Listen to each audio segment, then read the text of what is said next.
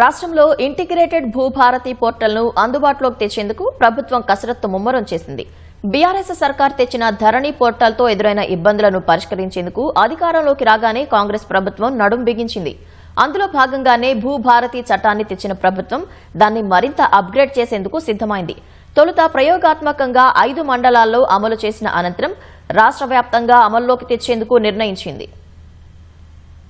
భూ పరిపాలనలో సంస్కరణల దిశగా రేవంత్ రెడ్డి సర్కార్ ముందుకు వెళుతోంది. ఎన్నికల్లో హామీ ఇచ్చినట్లుగానే అధికారంలోకి రాగానే ధరణి పోర్టల్ను తొలగించింది. దాని స్థానంలో 2025 జనవరి 1న భూభారతి చట్టాన్ని అమల్లోకి తెచ్చింది. అనంతరం 2025 ఏప్రిల్ 14న డాక్టర్ బిఆర్ అంబేద్కర్ జయంతి సందర్భంగా సీఎం రేవంత్ రెడ్డి భూభారతి పోర్టల్ను అధికారికంగా ప్రారంభించారు. రిజిస్ట్రేషన్, మ్యూటేషన్, వారసత్వ నమోదు వంటి సేవలు ఈ పోర్టల్ ద్వారా అందుతున్నాయి. ముఖ్యంగా ధరణి పోర్టల్లో సున్నితమైన భూమి వివరాలను దాచే హిడెన్ ఆప్షన్ ఉండేది. భూభారతిలో ఆ ఎంపికను తొలగించి అనుమతి ఉన్న వారందరూ ఎక్కడి నుంచైనా భూమి వివరాలు చూడగలిగేలా చేశారు. అంతేకాకుండా ధరణిలో 36 మాడ్యూళ్లు ఉండగా వాటిని తగ్గించి దరఖాస్తు ప్రక్రియను వేగవంతం చేసింది. భూ యజమానులు తమ దరఖాస్తుల స్థితి గురించి SMS ద్వారా సమాచారం పొందే వ్యవస్థను అమల్లోకి తెచ్చింది.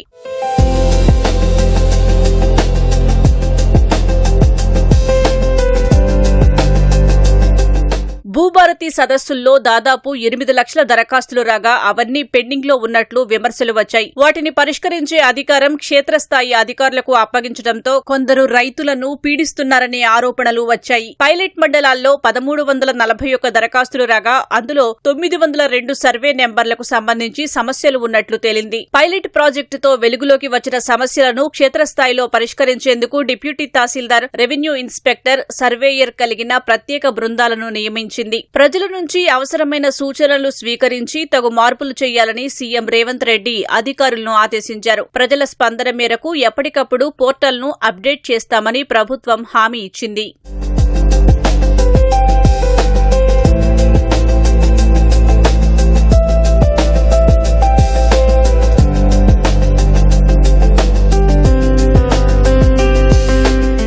ప్రజల నుంచి వస్తున్న ఫిర్యాదుల మేరకు revenue, stamps and registrations, survey విభాగాలను ఒకే గొడుగు కిందకు తెస్తూ ప్రభుత్వం ఇంటిగ్రేటెడ్ భూభారతి పోర్టల్ను తీసుకువచ్చింది. ఏప్రిల్ 2 నుంచి రాష్ట్రంలో అమలు చేయనున్నట్లు రెవెన్యూ శాఖ మంత్రి పొంగులేటి శ్రీనివాసరెడ్డి తెలిపారు. నారాయణపేట జిల్లా కోస్గి, రంగారెడ్డి జిల్లా అమన్గల్, సంగారెడ్డి జిల్లా వట్పల్లి, ఖమ్మం జిల్లా కూసుమంచి, భద్రాద్రి కొత్తగూడెం జిల్లా అశ్వారావుపేట మండలాల్లో ఇంటిగ్రేటెడ్ భూభారతి పోర్టల్ను ప్రయోగాత్మకంగా అమలు చేయనున్నారు. పైలట్ ప్రాజెక్టు అమల్లోని అనుభవాల ఆధారంగా మార్పులు చేసి రాష్ట్ర వ్యాప్తంగా అమలు చేయనున్నారు. పోర్టల్లో ప్రతి సర్వే నెంబరుకు ఆధార్ నెంబర్ మాదిరిగా ప్రత్యేకమైన భూధార్ నెంబర్ కేటాయిస్తారు. ఆధార్ నెంబర్తో అనుసంధానమైన మొబైల్ నెంబర్ ద్వారా లాగిన్ అయిన వెంటనే రైతుకు సంబంధించిన పూర్తి భూమి సమాచారం అందుతోంది. సమాచార సర్వే, కరెక్షన్, అప్పీల్, రిజిస్ట్రేషన్ సేవలతో పాటు సిటిజన్ డాష్ బోర్డు సేవలన్నీ ఒకే వేదికపై అందుబాటులోకి తీసుకురానున్నారు. రిజిస్ట్రేషన్ సమయంలో సర్వే మ్యాప్ జతపరచడం తప్పనిసరి చేయడంతో